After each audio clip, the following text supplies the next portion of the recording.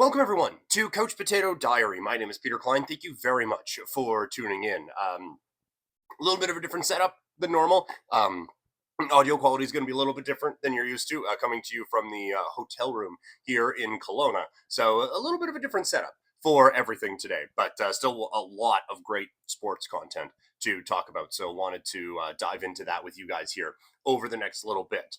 On this podcast, going to be looking at some of the stuff that happened last weekend with the Ultimate Fighting Championship, a bunch of stuff in pro wrestling, and we'll begin with the Stanley Cup playoffs. But first, want to let you guys know that we are, as always, presented by Sea of Dead. Check out seaofdead403.ca for the great Calgary swag. The new stuff is in. If you've ordered some already, hopefully you have a pickup or drop-off time that has been set up. And if you haven't, I don't know what you're waiting for. Some awesome stuff available. Head over to seaofdead403.ca. Also, if you need a bit of an energy boost, I'm going to be at a wedding today, so definitely going to need an energy boost. Head over to swiftenergy.gg and use that code PKPrimetime for the 25% off. All right, let's get to it. The Stanley Cup playoffs, Stanley Cup finals have been incredible, and that continued with another classic in Game 4. Let's talk about it.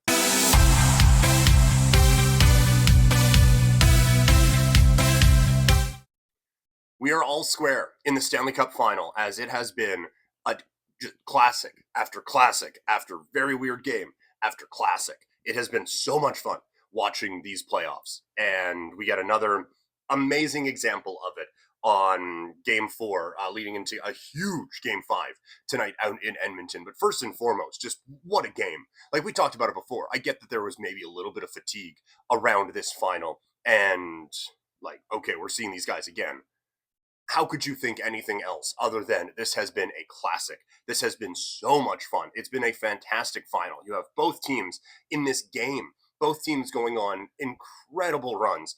Florida in the first, Edmonton in the second, and then it just turns into basically hand-to-hand combat for the third period and into overtime. Just an unbelievable series. Incredible drama in 3 of the 4 games, and then a blowout with a ton of brawls in the other one. It's been phenomenal, and it is shaping up to be another classic Stanley Cup Final series. So, one of the things we were looking at going into this was how would the Oilers respond? How would Edmonton handle what was a very, very bad Game 3 for them? It didn't start great. It didn't at all.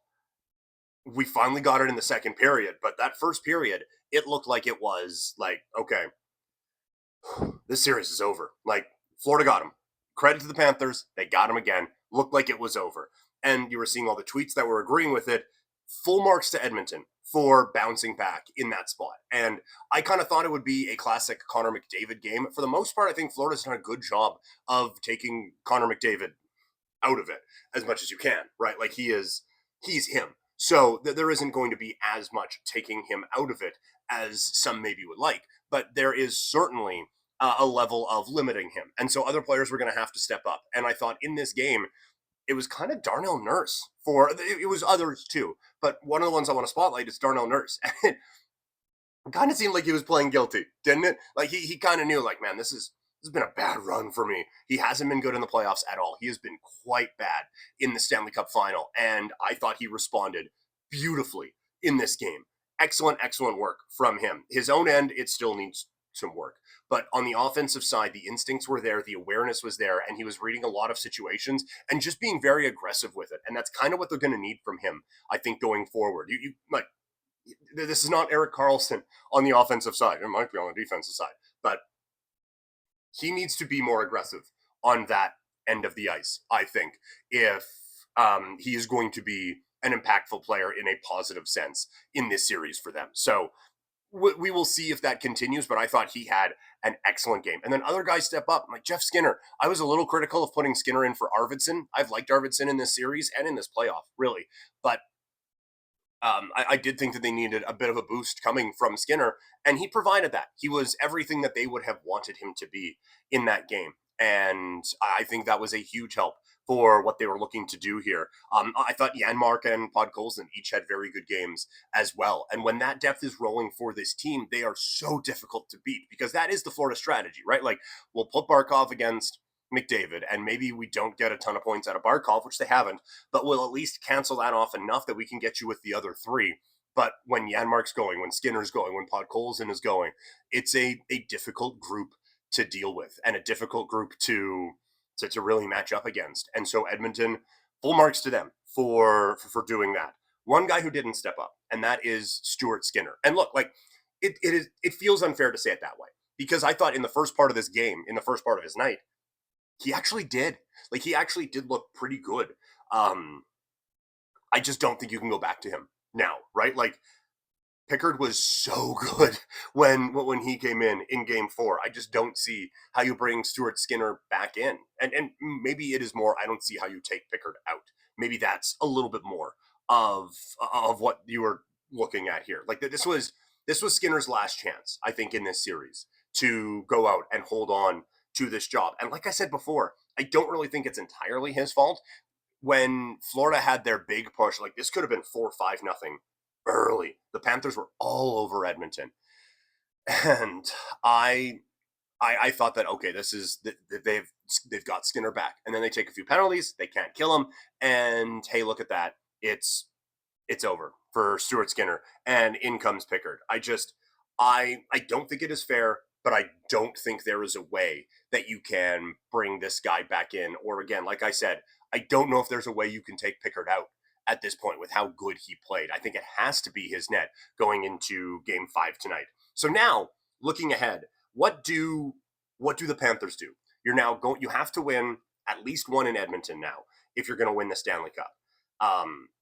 You had the advantage. They got off to a very strong start. Like, they completely dominated the first part of this game, drawing penalties, taking advantage. Tkachuk was excellent. They really got great showings from a lot of their top guys, and they still don't get the job done. Like, they let the Oilers back into it, and look, Edmonton almost blew it. But you before, when Edmonton, like, okay, it's 1-1, whatever. It's like, you're in this spot, but Tkachuk hasn't played great. Reinhart hasn't played great. You're not getting a ton from Barkov offensively, so you at least had a few things to hold on to. Now, their goalie looks sharp again. You're getting more performances out of Tkachuk.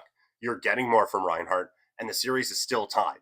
So I don't know where the upward mobility is for Florida. Like, I feel like before we were saying, oh yeah, they haven't even seen Florida's best shot. I feel like we've seen Florida's best shot now.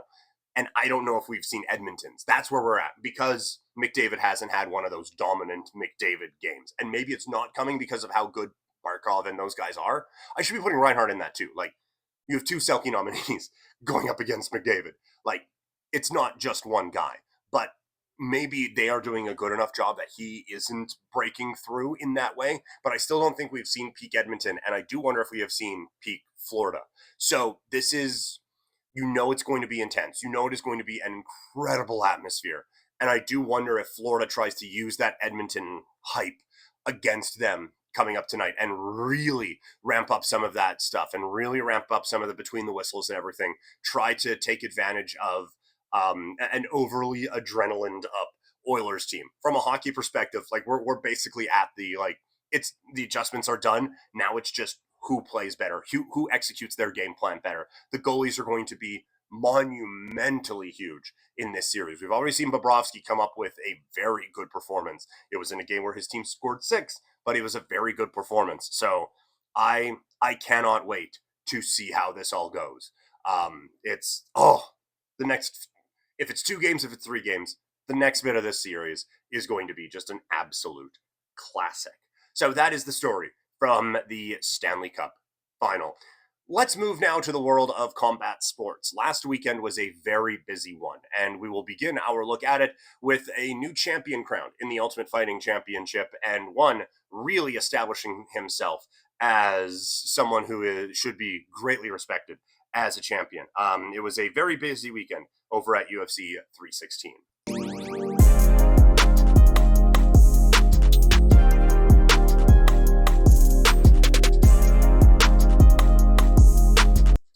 UFC 316 went down last weekend, and the Ultimate Fighting Championship has a new champion that feels very, very correct, as Kayla Harrison is now the women's champion in the UFC, winning the bantamweight crown from Juliana Pena. And it really just is a finishing touch to a journey to the top for one of the great combat sports artists of our time in Kayla Harrison, who has gone on a long road from Olympics to PFL all the way up to the UFC and working her way up quickly in the Ultimate Fighting Championship, but working her way up to now getting the championship belt put around her waist. Excellent work from Kayla Harrison, and she gets the job done with a submission win over Juliana Pena. It, like I said, it feels correct. This feels like the resume of someone who is a UFC champion, and now she really cements her legacy as one of the great combat sports people of all time, and gets now a dream fight, because after the fight is done, Amanda Nunes comes in and they set this fight up now. I I I am excited for the dream fight. I really am. I don't think it should be happening at 135 pounds. I know that Kayla Harrison is the 135-pound champion now, but it is obviously a difficult weight cut for her. And it is one that she's going to have to make again if she wants to defend her championship. And so maybe she just wants to get her body used to that.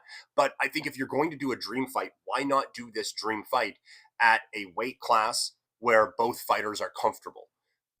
You have Amanda Nunes, who is coming off of a bit of a layoff, coming off of retirement, although I'm assuming she's in the gym every day. It just seems like she is that type. But you have her. Maybe you don't want to be draining your body down to 135 pounds. And look, if Amanda Nunes wins this, is she going to be defending the championship 2 or 3 more times? I doubt it. This feels like a one-off for her, right? So she's not going to defend the title anyway. So why put the title on the line? If you're not going to put the title on the line, why make her cut all the way down? And then for Kayla Harrison, like I said, maybe she wants to get her body used to the hell that is cutting down to 135 pounds for her. But why not have her at her absolute best as well, make this fight at 145 pounds, and really get the best out of both of these fighters if a dream fight is truly what we are looking for in this bout.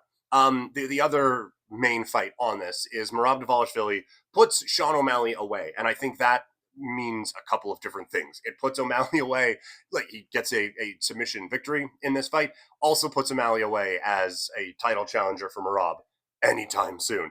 But it is just, it looks like a really bad time. Fighting Merab is the best way I can describe it. It is relentless pressure from Merab Dvalishvili. It is exhausting to have to deal with everything that he can bring, and he leveled up in this, and it puts this rivalry, this chapter of their careers away, and I think it legitimizes the title run a little bit. And I saw some people talking about it before with in my YouTube comments, being like, "Oh, guys, obviously not a fan, not liking that." I mean, like, look, like, I'll have a bigger discussion on that on a later date. But the fact is, like, in the greater eyes, I think, of a lot of casual fans, I think in the eyes of the Ultimate Fighting Championship, Merab had something to prove here, and he did it, and he did it in a very big time way. So good on him for being able to do that and putting that sort of a pressure on, and like I said, really legitimizing things and really cementing his spot as one of the greats in the sport. It is back to the drawing board for Sean O'Malley. I think that there is still a really strong fighter in there. He is obviously very talented, but like, I just don't think he is maybe quite at the level of a Merab. Well, he's obviously not at the level of a Merab, and that's going to be something he's going to have to deal with for the next little bit. The weight cut down to 135 pounds doesn't kill him. I do wonder if you want to make a move up to 145 pounds, but then you are dealing with the Diego Lopez's and the Max Holloways and Alex Volkanovski. Like, it feels like the top end at 130 or at 145 seems like it would just stack up not very well with what Sean O'Malley is wanting to do. So I'm very interested to see how he learns from this, because we kind of talked about it in the lead up to it. Is I'm worried he's focusing on the wrong things, and now he has to recognize that there are some talent deficiencies and some strategic things that he has to work on, and that's a whole lot different than just deciding you're not going to smoke weed and jacket for a few months, right? Like, it's easy to say, oh, it's just these things that I have to change. Well, now you have to change who you are as a fighter and up your talent level. And for guys who are at the highest level, that is a very hard thing to admit. So I'm fascinated to see how Sean O'Malley responds coming out of UFC 316. Let's move to the world of professional wrestling now, as the WWE had a couple of phenomenal showcases last weekend. I'm so excited. I'm hitting things. I can't wait to talk about this. Let's dive into some pro wrestling talk. The WWE saw worlds collide and basically was able to cash a lot of money into the bank. It was a busy, busy weekend for World Wrestling Entertainment. Let's start with the big show first. Money in the Bank. You have Naomi, who is now Miss Money in the Bank, as she picks up the win there. I thought this match was fantastic. I thought this was probably the match of the show. I feel like this is another great showcase for Roxanne Perez, kind of elevating her back up to a level that I think she should be at. I think it is a very good showcase for a Stephanie Vaquer. And Rhea looks strong and looks over as shit, as always. So fantastic work for basically everyone involved. And I think it's a really good call giving Naomi this briefcase.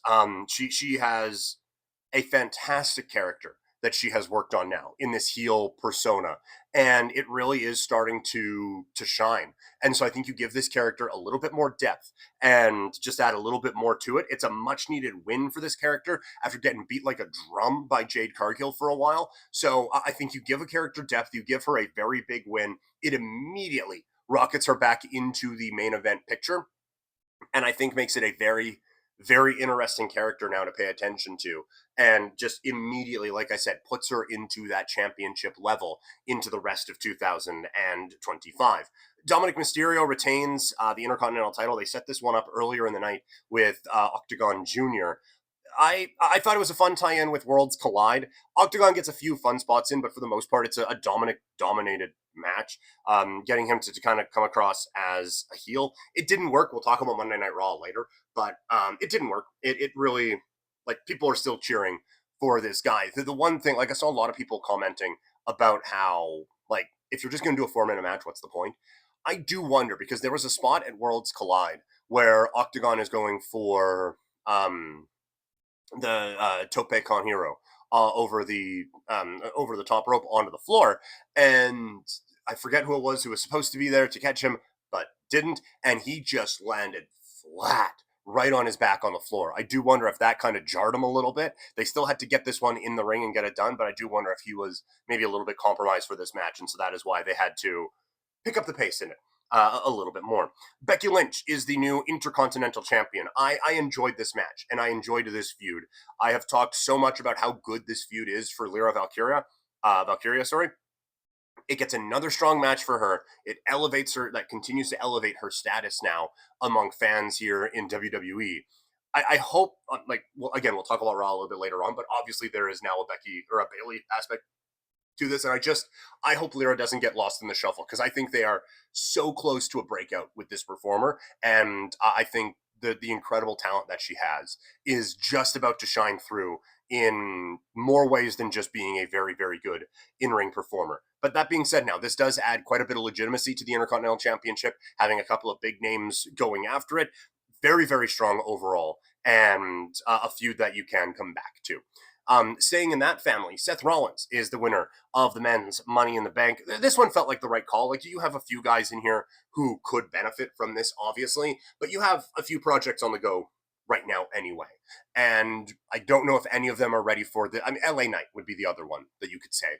But in terms of the guys they're focusing on right now, it feels like this would have been too much too soon for them. So Seth Rollins, it is part of a bigger master plan with this. And we've seen in the Paul Levesque era that the Money in the Bank briefcase, it can be used in a let's build a star sort of a way in Tiffany Stratton, Damian Priest as well. But it can also be used as kind of a main staple and just a bit of a storytelling device in a main story, a little bit more than we have seen in the previous regime. And I think that's what we are getting now with Seth Rollins. So you have Seth starting a new faction, and looking to take over wrestling, giving him this power, I think makes a whole lot of sense. But like you get some really good moments in this. The Jacob Fatu thing with Solo, the people are so ready to be cheering for Jacob Fatu in that way and getting behind him. It feels correct, I guess you could say, and it feels like the one of the big moments now in the build up for Jacob Fatu. So interested to see where all the follow up goes with that. And then you get to the main event: John Cena and Logan Paul taking on Cody and Cody and Jey Uso. The big story of this is R-Truth. He comes back. It was the big story in wrestling all week. This was always in the back of my mind, and I know that this wasn't a work. I'm aware of that, but it did kind of have a bit of a feeling of Drake Maverick in NXT, where he got cut, and then he came back and won the Cruiserweight Championship in NXT, and they gave him the contract coming off of that. And so I do wonder. I'm interested to see where they go from this, and it's just that was always in the back of my mind with everything that was going on with this. I I don't think we should get to the point where Truth is the one taking the belt off of Cena or anything like that, but it adds another layer to a Cena character. It adds another layer to a Cena comeback, and we saw the build up on Monday and on Friday as well. There's a lot going on with this one that I think is really interesting. That they definitely they would have absolutely had this year planned out for John Cena, and now with this added wrinkle, I wonder what changes in that whole plan. So that's going to be if that part gets included in the NXT Unreal show, or in the Netflix Unreal show, that would be a little bit fun to see how all of that kind of plays out as well. But I mean, look, that saved an abysmal match. This was terrible. This was a dreadfully boring match, and like for R-Truth, or not, sorry, for R-Truth, for Jey Uso, this did not come across well. Like, I get the story is he's trying to help his friends out and stuff like that, but he gets just absolutely worked over in this fight, or in this match, sorry.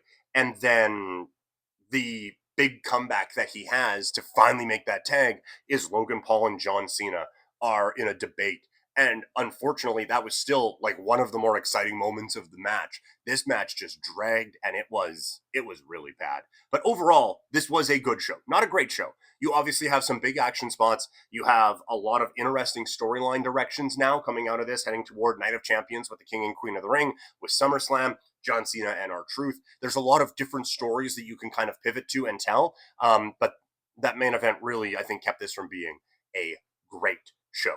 And just a reminder, with all this wrestling coverage, there is a new wrestling podcast being launched here under the Couch Potato Diary Network. More details to come as we work out on some of the specifics. Hoping to have it up last week, hoping to have it up this week too, but we will see. But it'll be called Living Room Lariats, and I will certainly let you know when that is coming out. But Money in the Bank, not the only thing that WWE had on its plate on Saturday, as we found out what it was like when worlds collided, as WWE and AAA put on a showcase that was, I think, miles ahead of what anyone could have possibly wanted it to be. So let's take a look at that fantastic showcase. WWE and AAA collided in the best way for Worlds Collide last weekend. We had a lot of questions coming in. The match quality was not going to be one of them, and that delivered. We'll talk about the other stuff here in a little bit, but the show starts with just the surreal view of DX hanging out in the ring with AAA officials. Unbelievable.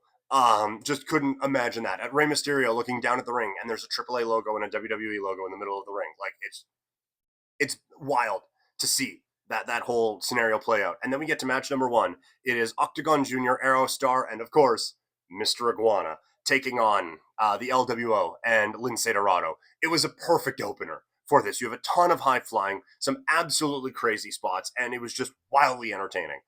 Obviously, Mr. Iguana is the one who steals the show. The character is perfect. The commitment to the gag or whatever, no notes. Absolutely fantastic. And then to incorporate it into the match with the Iguana biting the hand, and then he slaps him and then does the flying Hurricane Rana or the flying head scissors onto another guy over there. And then Lince Dorado hitting the standing Spanish fly onto Ieska. All of that was, oh, it was so funny. And it was it was funny when it needed to be. It got serious when it needed to be. I thought it was perfect. He's one of the stars of the weekend, and one of the guys that I think you get mainstream appeal out of once this guy comes to WWE. He was talking about how he might leapfrog, pardon, I guess a bit of a pun, the NXT to the main roster. Then there was some talk about how there was heat with that. I don't know, but don't screw this one up because he is so much fun to watch. I also thought this was a very good showcase for Cruz del Toro. I think he gets lost in the sauce sometimes in the LWO because Ray is Ray. And you also have Joaquin Wilde, who's a familiar performer, right? Like he's been in our lives for a very long time. TNA, Ring of Honor, and WWE in a couple iterations now in WWE. So Cruz can kind of become a bit of a background player, but he was incredible in this match. And he showed some excellent athleticism, phenomenal technical ability. Like this was a guy that I kind of want to see a little bit more from. And so this was a good showcase for him and a real breakout night, I thought, for him. Stephanie Vaquer and Lola Vice defeat Chick Tormenta and Dalise. It was a showcase for Vaquer, who was absolutely wrestling this like she had a ladder match to get to later on, but there was an aura to her, and she fits everything perfectly. It was great to see kind of the adding to her star power, and I thought it was a good showcase for Lola Vice as well. Like she's obviously of the focus of this match, she's definitely fourth, but I thought like just the promo in the package leading up to it and her in-ring ability and everything like that. Like I thought it was a really good kind of reminder that this is one of the higher level performers that NXT right now has on the women's side. And so, like, you get that. You get obviously the social media buzz with the Devil's Kiss, and then she makes a great move outside the ring after. So, really, really good kind of showcase spot. This wasn't going to be a match that stole the show. And this was just a match to get Stephanie Vaquer a little bit more attention, put a bit of that spotlight onto Lola Vice, and I think they executed that perfectly. Legado del Fantasma beats El Hijo de Dr. Wagner Jr., Pagano, and Psycho Clown. This one was on a little bit on the sloppy side. For those unfamiliar, Pagano and Psycho Clown, I guess, to a certain extent as well, they're not as much the high-flying luchadors as you may see from the first match of the night. They are definitely more the hardcore brawling guys, and I think you can see that those miles are starting to build up on both of them, as it was a little bit sloppy on both ends, but still. Look, you're never going to get me to say much more negative about Pagano and Psycho Clown. I think the characters are awesome. I think that there is just, again, that this kind of it factor that both guys have when they walk down to the ring. So I thought it was great. You did see a few fun high flying spots as well.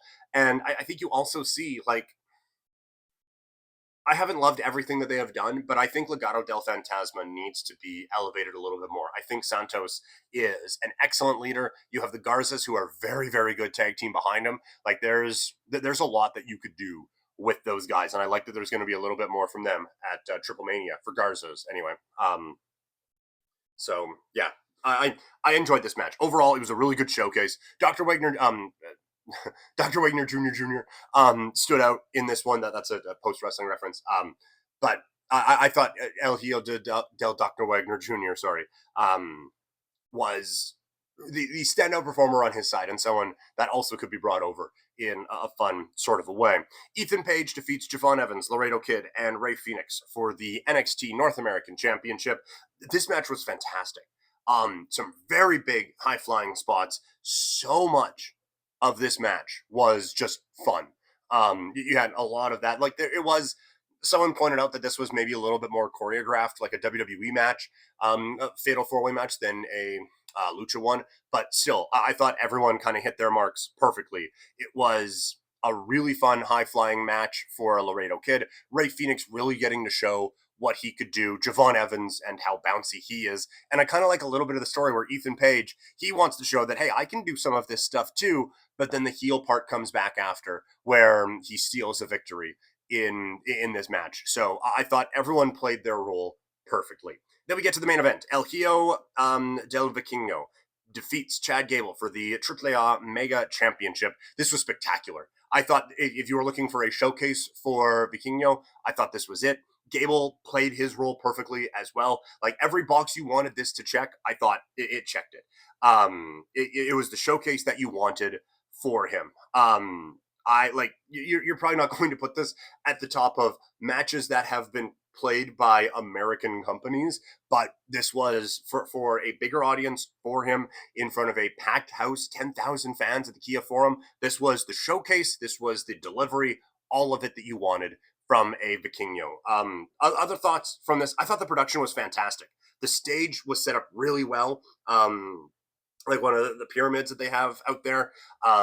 It didn't feel like a straight WWE show, but it did have the WWE production value to make it feel elevated. I thought the video packages were perfect. You have packages that set up every match really well. You had a very good introduction to the AAA stars, made that feel effortless, and then celebrating AAA and Lucha heritage was brilliant. I thought that they got the messaging across really, really well. If you didn't know about AAA, there is obviously, like with anything, right? That this wasn't going to be a documentary on all of Lucha. This was going to be AAA's impact in it. And I thought they hit all the notes that they needed to with this. I thought it was a really good job of making the promotion feel big. They made Triple Mania feel big. Lucha feel very important. And did a good job of introducing all the stars and some of the stories in these matches so well. Would I have liked to have seen a few of these on NXT and WWE programming leading up to it? Yes, I would. But they did a great job with it when you had this. I thought it was great. The one part that obviously stood out to a lot of people was Conan saying they're not going to just Americanize Lucha here. I I think a lot of people heard that. It's like, oh, okay. Well, good then. That's great. Glad to hear that. We will see about that part. I thought Corey Graves on commentary was perfect. He obviously has a great respect for all aspects of professional wrestling. His brother wrestles in AAA as Sam Adonis, so there is some institutional knowledge that goes on with that. But he takes his job very seriously. He is a good play-by-play guy. He very much did his homework and did his research for this. I thought he was great. Conan on color was fun. Was it technically perfect? It was not. But as someone who grew up with him in the Wolfpack, it was cool to have him on my television. And even like some of the after stuff, right? Like with LAX in TNA and with some of the other stuff in, I guess, was it also LAX? I can't remember. In MLW. Like he has been on my TV for a bit. But to have him in that spot was great. And I thought he added a lot of the historical kind of components to it. So like Corey was a little bit play-by-play and color, and Conan a little bit more the narrator for some of the historic stuff. But I thought they did that great. I thought he added a lot of legitimacy to this. It was great. It was a great show overall. I loved this. I don't know where it goes from here. I don't know if we're going to get the mega championship defended at WrestleMania or anything like that. But I loved this. I really, really, really enjoyed this. I think that there is a lot of room for growth with this now to see kind of where it goes. So it is. I'm trying to caution my optimism a little bit because it is still just one.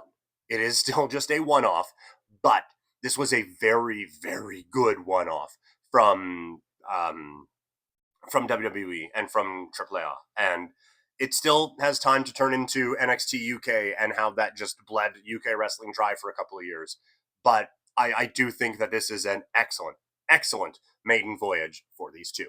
So that is going to do it for the podcast today. Keep it locked on here. Hoping to have a lot more content over the next couple of days for you. Follow me on social media. I am at Primetime Klein wherever you are socially consuming media.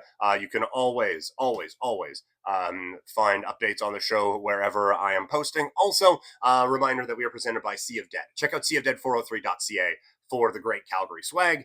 And of course, if you need that energy boost, swiftenergy.gg. Use the code PKPrimetime for that 25% off. All right. Thank you guys so much for hanging out today. Talk to y'all later. Probably soon. Hopefully soon. I'm out.